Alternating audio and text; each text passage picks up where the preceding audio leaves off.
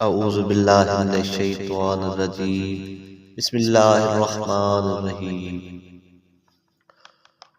اور جب اللہ نے پیغمبروں سے عہد لیا کہ جب میں تمہیں کتاب اور حکمت عطا کروں پھر تمہارے پاس ایک پیغمبر یعنی حضرت محمد صلی اللہ علیہ وآلہ وسلم تشریف لا کر اس کتاب و حکمت کی تصدیق کرے جو تمہارے پاس ہو تو ضرور تم اس پر ایمان لانا اور ضرور اس کی مدد کرنا۔ اللہ نے پیغمبروں سے پوچھا کہ کیا تم حضرت محمد صلی اللہ علیہ وآلہ وسلم پر ایمان لاتے ہو اور ان کی مدد کرنے کا اقرار کرتے ہو اور تم اس پر میرے ساتھ عہد کرتے ہو؟ انہوں نے کہا کہ ہم نے اقرار کیا۔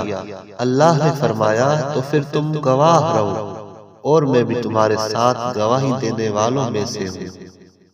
پھر جس نے اس کے بعد منہ پھیرا تو دراصل یہی لوگ نافرمان ہیں۔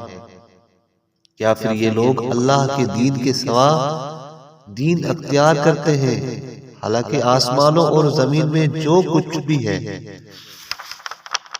سب خوشی اور ناخوشی سے اسی کے فرما بردار ہیں اور انہیں اسی کی طرف لوٹایا جائے گا۔ اے محمد صلی اللہ علیہ وآلہ وسلم فرما دیجئے کہ ہم ایمان لائے اللہ پر اور اس پر جو نازل کیا گیا ہم پر اور جو نازل کیا گیا ابراہیم اور اسماعیل اور اسحاق اور یعقوب کے بیٹوں پر اور جو موسیٰ اور عیسیٰ اور دوسرے پیغمبروں علیہ السلام کو ان کے رب کی طرف سے دیا گیا۔ ان رسولوں میں سے ہم کسی ایک میں بھی فرق نہیں کرتے اور ہم اسی کے فرما بردار ہیں۔ اور جو شخص اسلام کے سوا اور دین چاہے گا اس سے ہرگز وہ قبول نہیں کیا جائے گا اور وہ آخرت میں نقصان بھگتنے والوں میں سے ہے۔ اور اللہ اس قوم کو کس طرح ہدایت دے گا جو حضرت محمد صلی اللہ علیہ وآلہ وسلم کی نبوت سے پہلے ان پر ایمان لانے کے بعد ان کے کافر ہو گئے، حالانکہ انہوں نے پہلے ایسی گواہی دی تھی کہ آپ صلی اللہ علیہ وآلہ وسلم اللہ کے سچے پیغمبر ہیں اور توریت میں آپ صلی اللہ علیہ وآلہ وسلم کی سچائی کے بارے میں ان کے پاس روشن دلائل آ چکے ہیں۔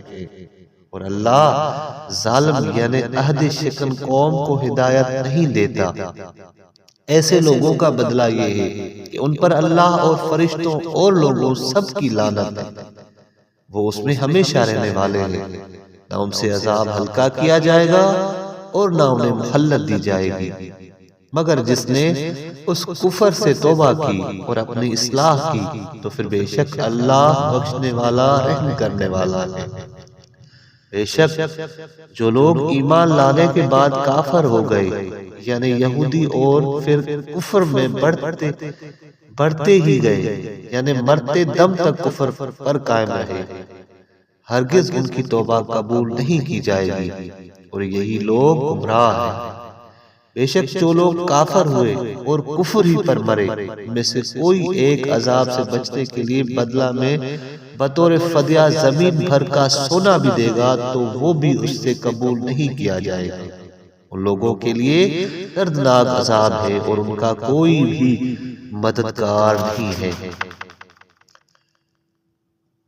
صدق اللہ العلی العظیم۔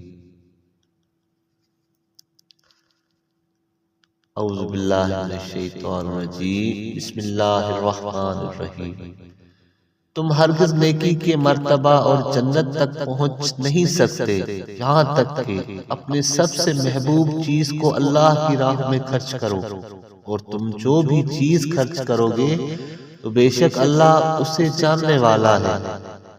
بنی اسرائیل کے لیے تمام قسم کے طعام حلال تھے مگر جو توریت نازل ہونے سے پہلے یعقوب علیہ السلام نے اپنے اوپر خود حرام کیے تھے، یعنی اونٹ کا گوشت اور اونٹنی کا دودھ۔